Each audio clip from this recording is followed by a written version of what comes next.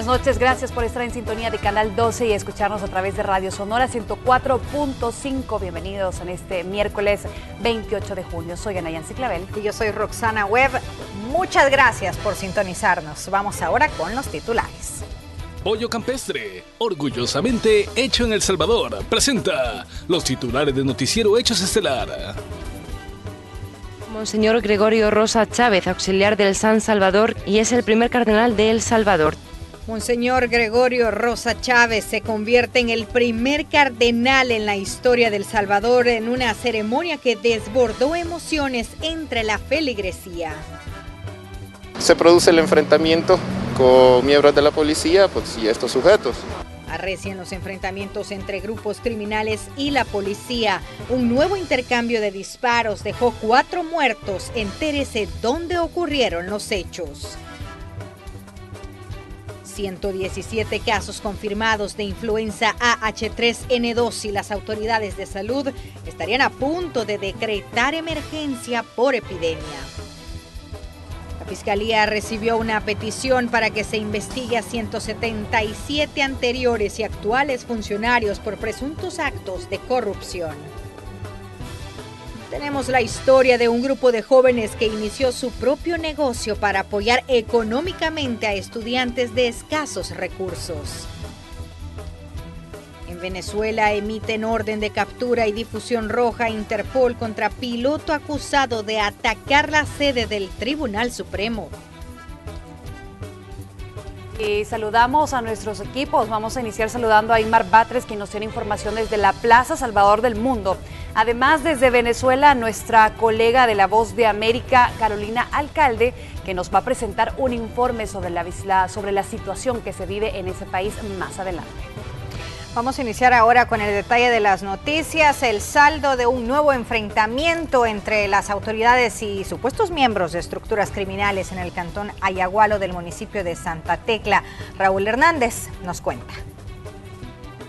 La comunidad Santa Marta del cantón Ayagualo, ubicada sobre el kilómetro 7 de la carretera al puerto de La Libertad, fue escenario de un enfrentamiento entre elementos policiales y miembros de estructuras criminales. Los hechos dejaron a 4 pandilleros fallecidos y la incautación de varias armas de fuego.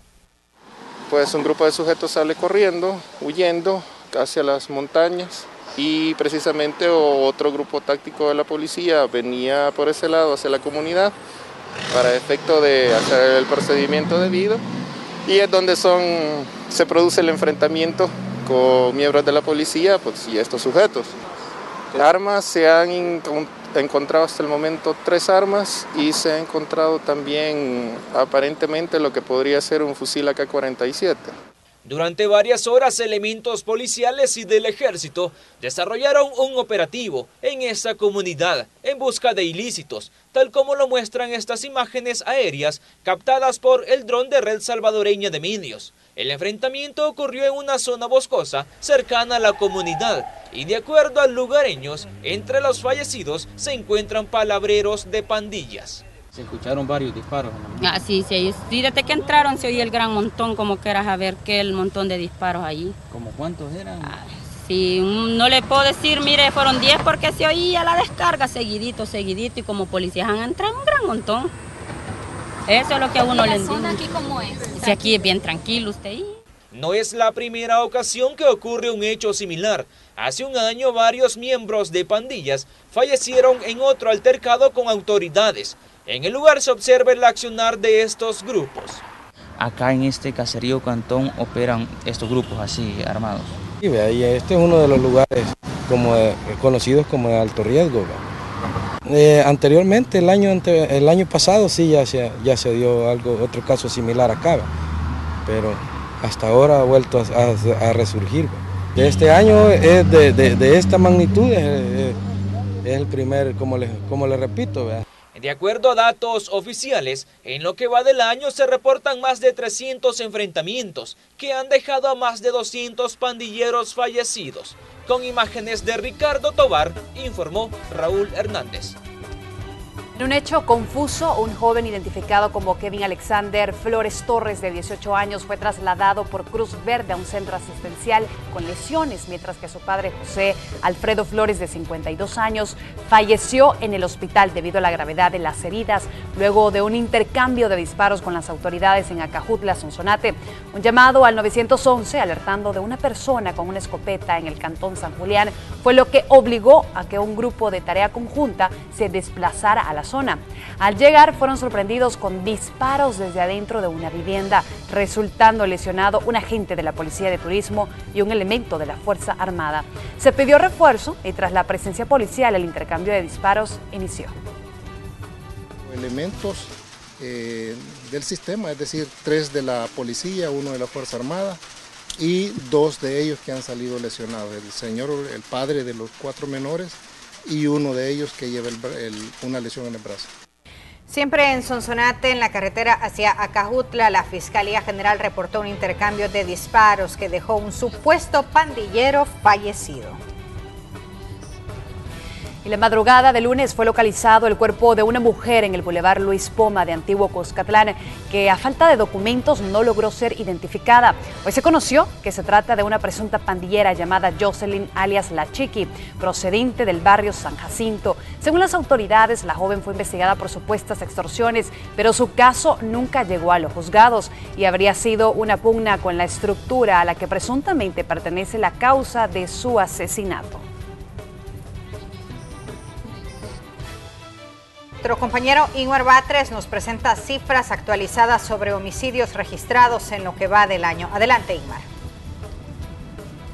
Muy buenas noches, así es. Hasta el día de ayer las autoridades reportaban 1.745 homicidios. Si lo comparamos con el mismo periodo del año 2016, tendríamos una reducción de 1.280 homicidios. Es decir, que hasta el 27 de junio de 2016 se registraban 3.025 asesinatos. Pero si lo traducimos a puntos porcentuales, es un 42.3% de reducción. Siempre hablando de puntos porcentuales, las autoridades mantienen que hay un 9.7% en reducción de homicidios, pero las autoridades sí confirman el aumento de enfrentamientos, tal y como lo veíamos en las notas anteriores. ¿Cuántos enfrentamientos van hasta la fecha? Pues más de 265, es decir, al menos 265 veces las autoridades y presuntos miembros de pandillas se enfrentaron a tiros en diferentes partes del país. Generalmente estos casos ocurren en zonas montañosas.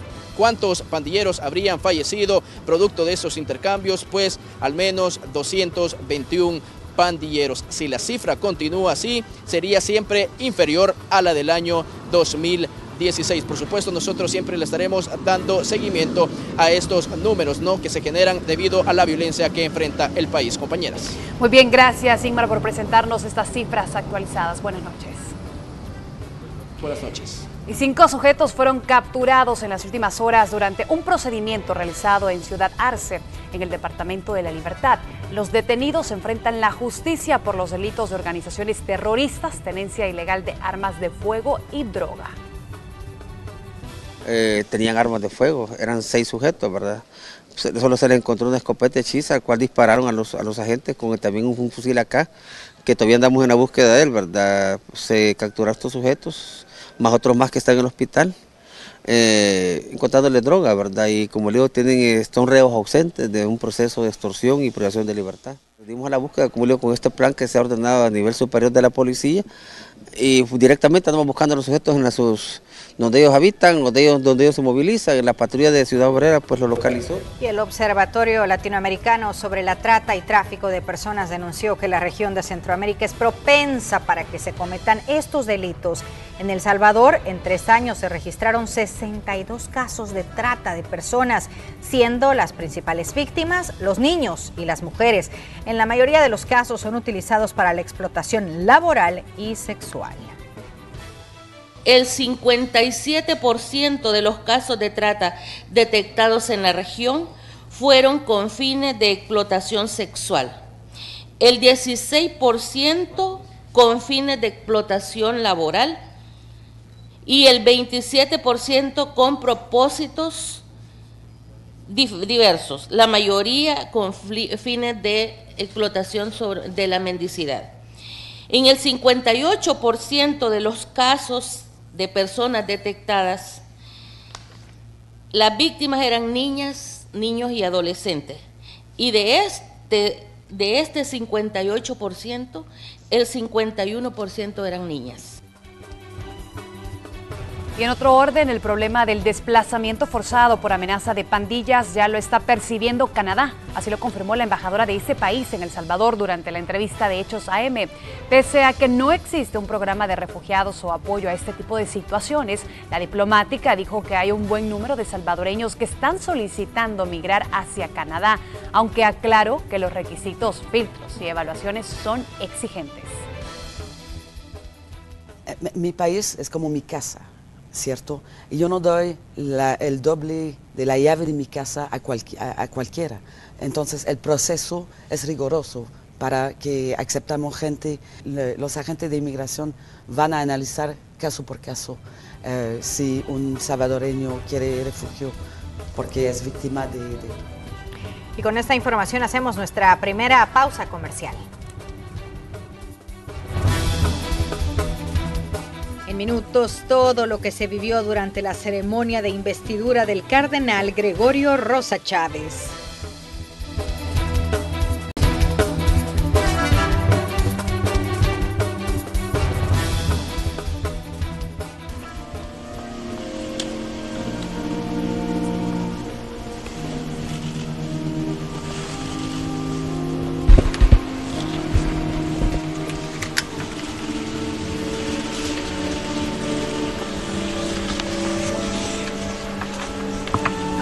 Estamos viendo a Monseñor Gregorio Rosa Chávez, auxiliar del San Salvador, quien ya ha sido creado cardenal y es el primer cardenal de El Salvador. Tiene 74 años y estudió filosofía y teología en San Salvador.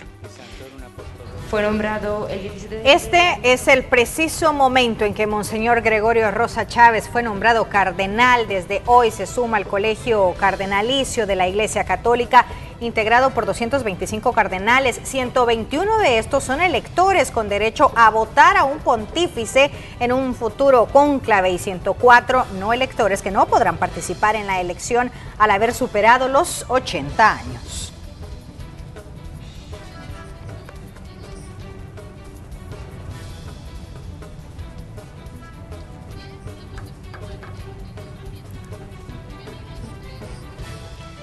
Y en el siguiente informe le vamos a presentar todo lo que se vivió durante la ceremonia del nombramiento del cardenal Gregorio Rosa Chávez.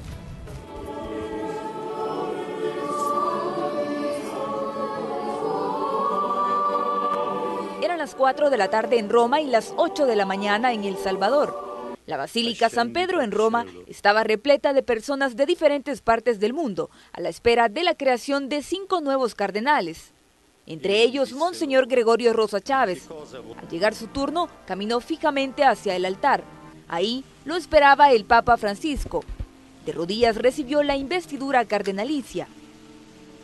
Monseñor Gregorio Rosa Chávez, auxiliar del San Salvador, y es el primer cardenal de El Salvador. Es el primer obispo de El Salvador en obtener el título de cardenal. El pontífice dirigió unas palabras a los nuevos cardenales durante la homilía. Jesús no os ha llamado para que os convirtáis en príncipes en la Iglesia, para que os sentéis a su derecha o a su izquierda. Os llama a servir como Él y con Él. Llama a servir como Lui y con Lui. Ahora Rosa Chávez tiene nuevas obligaciones ante la Iglesia Católica. Se suma a los otros 120 cardenales electores miembros del Colegio Cardenalicio, desde donde se toman diferentes decisiones y asesorías religiosas. Una de las tareas más importantes es participar en el cónclave, es decir, la elección de un nuevo pontífice en caso de fallecimiento o retiro del actual papa. Es más, con su título de cardenal se le otorga la posibilidad de ser elegido pontífice en un futuro.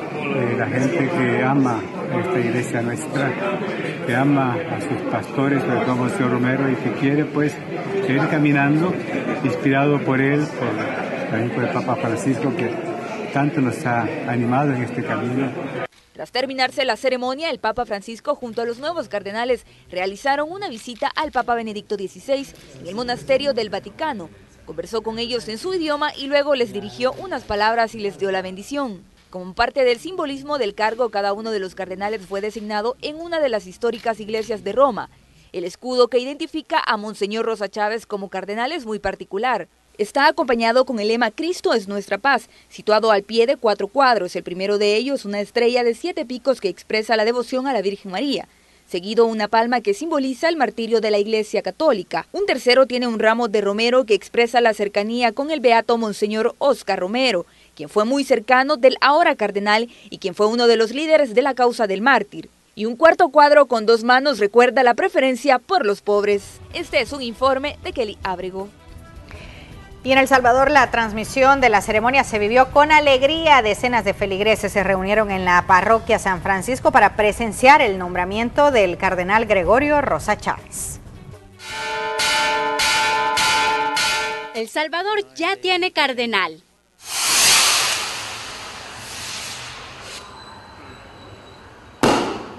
Es el ambiente que se vivió en la parroquia San Francisco en el preciso momento en el que Gregorio Rosa Chávez era elevado a cardenal.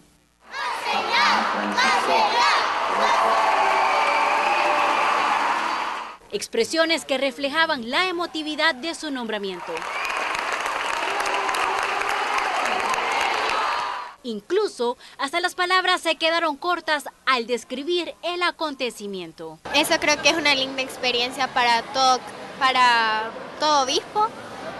Él siempre ha estado aquí y nos ha dado consejos siempre. Siento que él de verdad se merece esto, pues estamos muy alegres, es una bendición muy grande para nosotros. Un gran honor de que él sea nuestro director, ya que es una gran persona con una gran humildad y que siempre ha luchado por los pobres. Estas celebraciones ya forman parte de las actividades que la parroquia, desde donde el cardenal Rosa Chávez ha difundido la fe cristiana los últimos 20 años, desarrollará para darle la bienvenida el próximo martes. En un primer momento tenemos, ¿verdad?, la Santa Eucaristía, poner un compartir también para todos. Si bien la ceremonia de investidura se desarrollaba a miles de kilómetros en El Salvador, la feligresía no se perdía ni un detalle mediante la transmisión de la señal en vivo.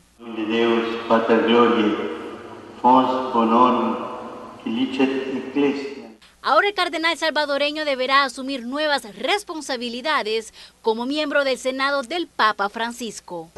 Pero para mí una cosa muy importante es como dar continuidad al legado de nuestros obispos, desde la experiencia de la iglesia aquí presente en El Salvador, y sobre todo Luis Chávez y González, Monseñor Romero, Monseñor Rivera. Por su edad, a Monseñor Gregorio Rosa Chávez le quedan 6 años para participar en el cónclave, es decir, en la elección de un nuevo pontífice, pues solo pueden hacerlo los cardenales que no hayan cumplido 80 años. Con imágenes de Juan Castellanos, este es un informe de Marcela Rivera. Y hablar de Gregorio Rosa Chávez es referirse al mediador de conflictos sociales. Su nombre se estampa en la historia reciente de El Salvador como el mediador y defensor de los derechos humanos. Desde este templo en la Alameda Juan Pablo II, que hace honor a uno de los papas más influyentes del siglo XX, ha difundido la fe cristiana durante las últimas 2 décadas Monseñor Gregorio Rosa Chávez, el salvadoreño que la Iglesia Católica decidió convertir en cardenal. Por eso cuando esta noticia salió, yo dije, aquí está Romero detrás de todo esto. A él le he dedicado y siento que él es el que merecía estar en este lugar. Se trata del pastor católico que vivió en carne propia los horrores de la guerra civil salvadoreña. Siguió los pasos del beato Óscar Arnulfo Romero, aunque ello significara también estar cerca de la muerte. Hay una anécdota que nadie conoce. Un día me llama Monseñor Romero a su casa, en la Divina Providencia, para decirme, mira, tú también estás amenazado. Dije, ni modo, Monseñor, pues es parte del trabajo. La casa parroquial, convertida en su hogar desde hace 21 años, luce tapizada de estampas de figuras importantes que han moldeado la vida del ahora cardenal. Aquí también está Reina Angélica Zelaya, la monja que ha seguido durante décadas su trabajo pastoral, suficiente para describir su historia. Soy testiga de cómo Monseñor, a pesar de las múltiples ocupaciones, recibe a un pobre como recibe al presidente. Tras el asesinato de Monseñor Óscar Arnulfo Romero, la guerra se profundizaría en El Salvador. Había llegado el momento de trabajar desde la iglesia para conseguir la paz. Recuerda las historias que se vivieron en cada reunión de diálogo y negociación, hasta concluir con la firma de la paz en enero de 1992. Primero un dato humano que es importante que la gente conozca. Porfirio, cuando Duarte va a la ONU en el año 84, recién electo presidente, deja un recado para Monseñor Rivera. Le dice a su casa, visita al Monseñor, dile que voy a hablar de paz en la ONU, llamando a la guerrilla a un diálogo. Quiero que la iglesia sea mediadora, que él lo sepa. Y cuenta Monseñor Rivera en su diario esa visita, eso no está publicado. Yo tengo el diario de Monseñor Rivera. Llegó Castillo Claramón a hablar con él, con ese mensaje. Y después Duarte llamó al diálogo a la guerrilla en la ONU y que la iglesia aceptó ese reto, y yo fui quien preparó los diálogos durante 5 años. En un país donde las figuras decentes con credibilidad escasean cada vez más, el nombre Gregorio Rosa Chávez sigue sonando fuerte cada vez que se requiere una mediación para solventar un conflicto social o laboral. Un religioso que se declara arraigado a El Salvador. Quizá por eso se queda pensativo al desconocer si tendrá que irse del país tras su ascenso a cardenal. Yo ya tengo mi plan para después de cumplir los 75 años, que presentaré la carta de renuncia al Papa. Tenía mi plan, si la salud me lo permitía. Hoy los planes son distintos. Ya dependo de que el Papa me diga y me pida. Sin duda, una figura elegida para quedar en la historia del país. El acto es inédito, en la medida que nunca de obispo auxiliar alguien había sido elevado a cardenal, hasta que el Papa Francisco eligió a Gregorio Rosa Chávez. Un hombre de fe de orígenes humildes a quien la historia le reconoce su incansable trabajo por conseguir la paz en el país. Ahora se encuentra en Roma, desde donde regresará la próxima semana, convertido en el primer cardenal de la Iglesia Católica salvadoreña. Con imágenes de Ricardo Tobar, este es un informe de Porfirio Mercado. Y junto a Monseñor Gregorio Rosa Chávez fueron creados 4 cardenales más. Juan José Omeya, arzobispo de Barcelona en España, que fue durante un año misionero en Zaire. Anders Arborelius, el primer sueco obispo católico de Estocolmo tras la Reforma Protestante. Luis Marilín, vicario apostólico de Pansé en Laos, un país con solo 45,000 católicos. Y Jan Servo, arzobispo de Bamako, el primer cardenal nacido en Malí. Y a partir de hoy el colegio cardenalicio queda conformado de la siguiente manera: 53 cardenales europeos, 15 africanos, otros 15 asiáticos, 4 provienen de Oceanía, 17 de América del Norte y 17 de América Latina.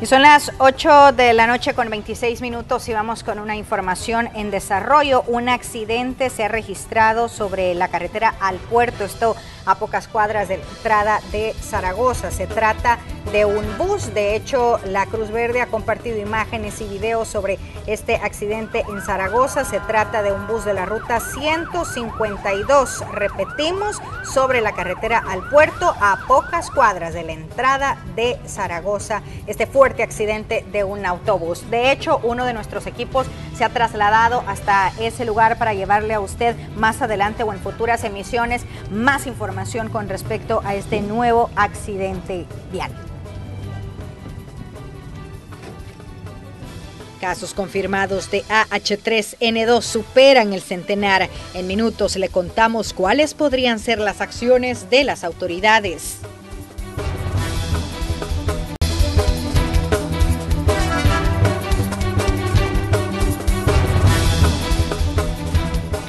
Más de 100 casos del virus AH3N2 reporta Salud en lo que va de junio. Las autoridades evalúan tomar medidas urgentes y los casos continúan al alza al finalizar esta semana.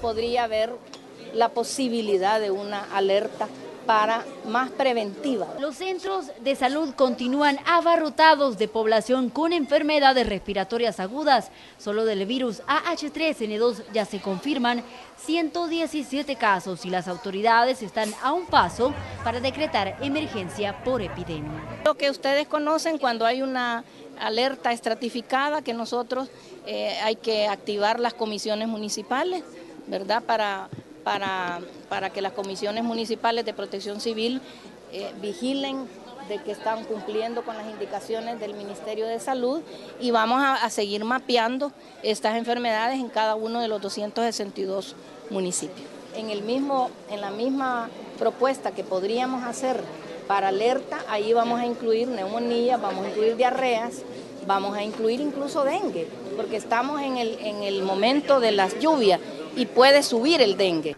Decretar alerta por epidemia dependerá del número de casos con los que cierre esta semana, dicen las autoridades. De ser así, evalúan que sea estratificada, es decir, las acciones irán en torno a las zonas en donde más casos se reportan. Estamos procesando eso. Como recordarán, en una presentación anterior se había hablado que los cálculos para hacer esto no son simples, son muy complejos, y hay un equipo de trabajo reunido constantemente para revisar varios criterios, como decía la señora ministra, para definir en esta semana que viene si efectivamente se hace una alerta y se estratificaría a dónde se haría si se hiciese. Por ser una vigilancia centinela, está bien localizado los sitios, que en este caso son Hospital de Cojutepeque, Hospital de Santa Ana, San Juan de Dios y San Miguel. Entonces, en esos sitios es de donde llegan los pacientes. Entonces es bien difícil decir, si sabemos que el virus está circulando, la vigilancia centinela nos dice que todo el país tiene el virus. En las últimas 6 semanas, las autoridades han colocado al menos 500,000 de vacunas en contra de los 3 tipos de influenza que circulan en nuestro país. Los sectores más vulnerables siguen siendo prioridad. Con imágenes de Manuel Velázquez, un informe de Raquel Herrera. Y personal del Ministerio de Salud realizó en la estación del Citrams en Soyapango una campaña de vacunación contra la influenza y el tétano. El propósito de acercar el servicio de salud es evitar un mayor aumento de personas contagiadas con influenza. Un total de 200 vacunas fueron aplicadas durante esta jornada que se desarrolla en puntos estratégicos. La falta de acceso a la educación superior por problemas económicos sigue siendo una realidad para muchos jóvenes. Con frecuencia conocemos de instituciones que entregan becas a estudiantes sobresalientes, pero ¿se imagina usted que un grupo de vendedores informales done todas sus ganancias para este fin? Veamos la historia que nos preparó nuestro compañero Julio Guevara para esta noche.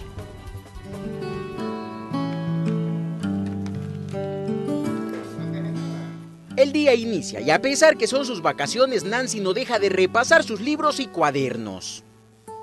Está emocionada. Recientemente finalizó su primer ciclo con buenas calificaciones, estudiando ingeniería en logística y aduanas. Para nosotros es muy importante, ya que nos está ayudando a hacer algo más, no tener ya solo lo que es un bachillerato. La alegría de esta joven de 20 años es porque nunca pensó que el sueño de ser una profesional se haría realidad. Sus padres son de escasos recursos y solo le prometieron bachillerato. Luego el trato era trabajar, pero estos jóvenes se cruzaron en su camino para impulsarla a cumplir sus metas. Señale la otra, mira esta. Mira esta. Recorren las calles de Puerto El Triunfo en Usulután todos los días. La misión es vender camisas con un solo fin: recaudar dinero para pagar los estudios de Nancy y de 5 adolescentes más. Este proyecto nace con la idea de poder ayudar a las personas, que ellos vayan enfocándose en cosas positivas, pues, para que ya la juventud no vaya siguiendo los mismos pasos de la calle. Dicen que les conmovió la situación que muchos jóvenes atraviesan y decidieron unirse para ayudar. Conocieron casos de personas con deseos de superación, pero sin posibilidades económicas, por quienes ahora salen a vender. Entonces, en base a ese objetivo, queremos lograr bastantes metas y una de ellas es que ellos terminen la universidad. Dije yo, ¿será cierto? No será cierto, entonces, pero de ahí ellos me siguieron explicando las cosas y acepté estudiar. y pues estoy muy agradecida con ellos porque el apoyo que ellos nos dan sí nos ayuda bastante. Se han dado a conocer en el pueblo por su obra. Los padres de los jóvenes beneficiados ven todo como una bendición. Para ellos no era fácil interrumpir las aspiraciones de sus hijos, pero el bolsillo no les daba para más. Pues porque nosotros somos personas de recursos pocos, pues no tenemos una ayuda como para que nuestros hijos puedan seguir adelante.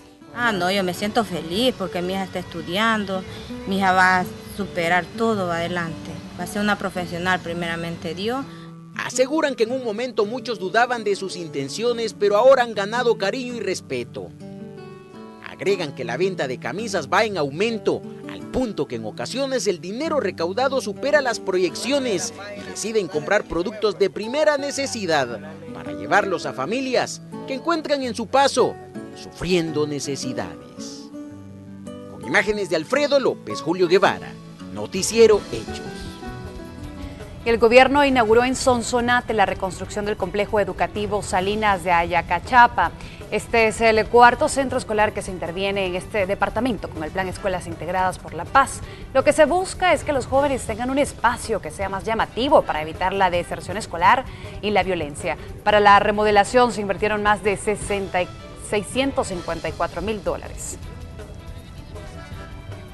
Y el economista Salvador Arias pidió a la Fiscalía General de la República que se investigue a 177 funcionarios y exfuncionarios por indicios de actos de corrupción cometidos entre el 2001 y 2005 y que asegura fueron encontrados por la sección de probidad de la Corte Suprema de Justicia relacionados al enriquecimiento ilícito. Aquí en esta lista está también Francisco Flores. Desde el 2005 ya estaban los indicios de corrupción y no hicieron nada en la Corte Suprema de Justicia ni en la Fiscalía de la República por investigar. Ahí está el señor Tabul, está la exministra de Relaciones Exteriores Brizuela. O sea, está todo una documentación que es fundamental que ustedes la conozcan y que el pueblo la conozca. Y la Corte de Cuentas de la República no escapó a las críticas de quienes se someten al proceso de elección de las nuevas autoridades de la institución. 12 aspirantes a presidir la Corte de Cuentas de la República fueron los que cerraron el ciclo de entrevistas en la subcomisión de la Asamblea Legislativa, que elegirá a un nuevo presidente, 2 magistrados propietarios e igual número de suplentes de esa institución. La mayoría de los candidatos actualmente trabajan en la entidad que se encarga de fiscalizar los fondos públicos, pero eso no evitó que criticaran al ente contralor. Es buscar el equilibrio de las cosas. La justicia dice que hay que darle a cada quien lo que le corresponde, no solo andar siguiendo alcaldes o por alguna enemistad. Algunas veces ha sido necesario que la Fiscalía General de la República saque a la luz algunas informaciones acerca de instituciones que han manejado y que han tenido casos de corrupción, y es donde la Corte ya había pasado su trabajo de fiscalización y rindiendo su informe final sin ninguna novedad. Yo veo una Corte de Cuentas sin liderazgo, sin protagonismo, y pienso de que esto conlleva a que no haya credibilidad en la gestión que se hace ahí. Los diputados de las 2 principales fracciones legislativas dicen que aún es temprano para dar a conocer nombres. Antes de eso, tendrán que mandar un informe a la Comisión Política del Congreso. Ha habido mucha crítica a la gestión actual de la Corte de Cuentas. Creo que eso ha sido casi unánime, la crítica a la gestión. Ustedes saben, el procedimiento nos exige elaborar un informe y presentárselo a la Comisión Política en pleno para tomar la decisión. Que el proceso ha ido bien, aún con las críticas que se han estado haciendo, de que es poco tiempo el que se le da, porque no es el proceso de escuchar a las personas, sino el proceso de evaluar a las personas. El 31 de julio vence el plazo de las actuales autoridades. Sin embargo, los diputados confían que elegirán en tiempo la nueva Corte de Cuentas, que siempre está en escrutinio, debido a la pasividad cuando de denunciar anomalías en las finanzas públicas se trata. Esto supone un reto extra para este proceso. Con imágenes de Denis Bolaños, informó Ingmar Batres. Óscar Ortiz dice que el gobierno central está haciendo todos los ajustes necesarios para evitar caer en impago de los 47 millones de dólares de los fondos de pensiones en el mes de julio. Sostiene que lo sucedido en el mes de abril, donde se atrasó el pago de 55 millones de dólares, fue algo aislado. Vamos a seguir cumpliendo nuestros compromisos y esto requiere, por supuesto, el esfuerzo de todos, de las distintas fracciones parlamentarias, como nos acompañaron en la última ocasión. De seguro que vamos a seguir trabajando por garantizar que en el transcurso de todo este año podamos consolidar la confianza y evitar estar hablando del impago.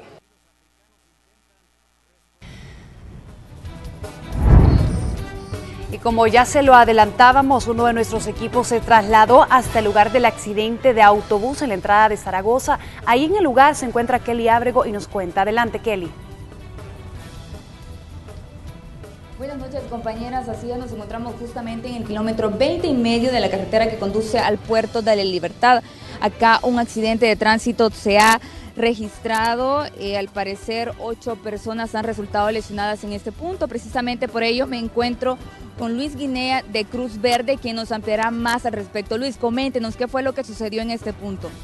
Sí, en este punto hemos tenido un accidente, múltiples víctimas, donde se ve involucrado un autobús de la ruta 151, que esta ruta está destinada hasta San José Villanueva. ¿Cuál podría ser la causa de este accidente de tránsito, al menos los datos preliminares que ustedes tienen al respecto? Hipotéticamente, como información preliminar, se maneja que es una velocidad inadecuada, ¿verdad?, la que se ha dado en este accidente. ¿Las víctimas fueron trasladadas a qué hospital y en qué condiciones? Sí, tenemos muchas víctimas que fueron trasladadas hacia el Hospital Nacional San Rafael, donde como Cruz Verde Salvadoreña se traslada a Mirna Pérez, ¿verdad?, con originalidad de San José Villanueva, de 54 años de edad, a Luis Molina, de 22, y a Marta Lisset Pérez, de 54 años de edad. La primera antes mencionada, que es Mirna, lleva un trauma, ¿verdad?, a nivel del hombro, ¿verdad?, con signos estables. También Luis Molina, de 22, lleva un trauma a nivel occipital, que es en la cabecita, ¿verdad? Y también tenemos otros que han sido trasladados por las distintas ambulancias, entre ellos también la ambulancia de San José Villanueva, que se activó y trasladó pacientes. También tenemos a Silvia Noemí Pérez, ¿verdad?, y a Luis Alonso Martínez. Así también tenemos a Reina Cortés y a Jorge García. Y por último tenemos a Gloria Salazar. Todos estos han sido trasladados hacia el Hospital Nacional San Rafael, desde aquí, desde el lugar del accidente, el kilómetro 20 y medio. Cabe destacar que el autobús está abarcando el hombro de la acera y un carril. Así que a los televidentes, por favor, que se dirigen en este sentido de San Salvador hacia La Libertad, con mucha paciencia. No está detenido el tráfico por completo, sigue pasando, pero más lento. Este suceso se da a las 7 en punto de la noche. Muchas gracias, Luis, por la información. Bueno, ya lo escuchábamos, importante para las personas que se van a dirigir hacia La Libertad o al puerto, precisamente para que tengan precaución y también a tener paciencia. Ya lo decía Luis, no es que el tráfico esté detenido en este punto, pero sí está un poco más lento de lo normal. Así que las precauciones del caso. Así la información que tenemos a esta hora, compañeras, de este accidente de tránsito ocurrido en el kilómetro 20 y medio, en el carril que conduce hacia el puerto de La Libertad. Muy bien, Kelly, gracias por el informe. Lamentable hecho. Kelly, ¿se ha generado tráfico en la zona? Sí, compañera, se ha generado un poco de tráfico acá precisamente por este accidente. No se ha obstruido en su totalidad el carril, es decir, los automovilistas sí pueden trasladarse, sí pueden avanzar, pero de una forma más lenta que de lo normal, ya que aún en este punto hay algunas ambulancias. Ya Luis nos comentaba, los lesionados fueron trasladados, pero sí vino más equipo a reforzar, entonces está acá las ambulancias, además de la unidad de la ruta 151, que fue la que causó el accidente de tránsito acá en este punto, pero sí mucha paciencia para quienes se van a conducir hacia la libertad, compañeras. Muy bien, gracias Kelly por este informe. Buenas noches. Vamos ahora con la sección Economía al Costo. Ana Yancy y Roxana, muy buenas noches. En esta ocasión les voy a hablar del último informe presentado por el Banco Mundial en el que destacan que Centroamérica debe concentrarse en un regionalismo abierto que potencie la integración. ¿Qué significa esto? Se los explico a continuación.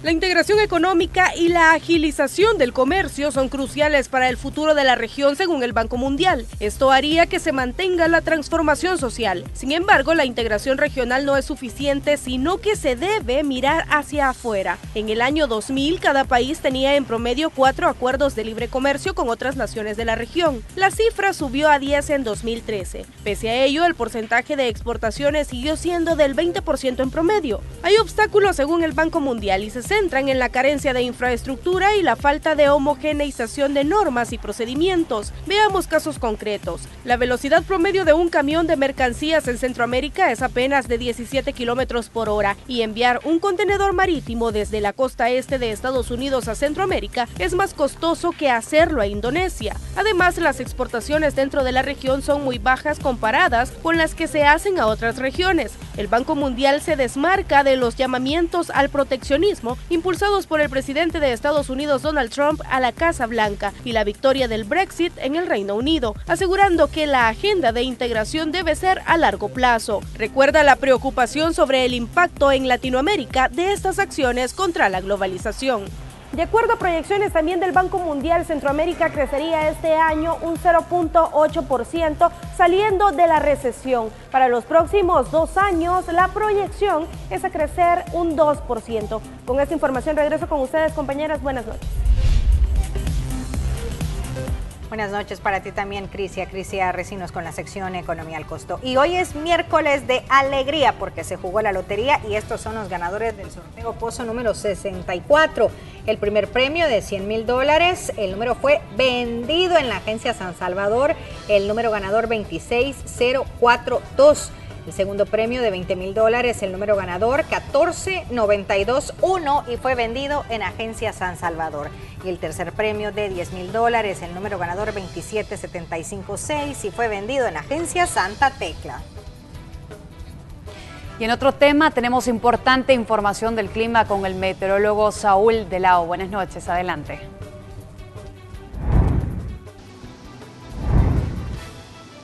Muy buenas noches. El pronóstico del tiempo para hoy es el siguiente. Hoy estamos esperando el paso de una onda tropical desde los planos caribeños de Nicaragua, la cual estaría transportando humedad procedente del Mar Caribe, acumulándose en sectores volcánicos y montañosos del país, sobre todo en la franja centro y norte, creando actividad eléctrica chubascosa y aislada dispersa. Las temperaturas se mantienen frescas de esta noche, con valores entre los 18 y 20 grados centígrados, cielo de medio nublado a nublado. Para mañana esperamos restricción significativa de la lluvia, ya que estamos observando un patrón atmosférico entre las islas Gran Caimán y las islas de Roatán, que estarían inyectando aire fresco y estable en todo el área de Guatemala, Honduras y El Salvador. Por esta razón, las lluvias se verán restringidas en la mayor parte del territorio nacional. Pero las temperaturas se mantienen cálidas a la hora del mediodía, con valores cercanos a los 35 grados en la zona oriental, 33 sectores costeros y 31, 32 en los países interiores. Estas son las condiciones atmosféricas para esta noche y parte del día de mañana. Muy bien, muchas gracias por la información del clima. Buenas noches.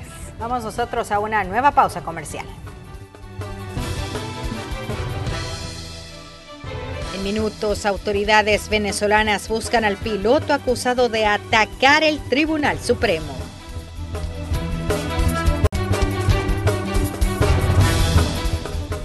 Y así finalizamos. Gracias por habernos sintonizado. Buenas noches. Buenas noches.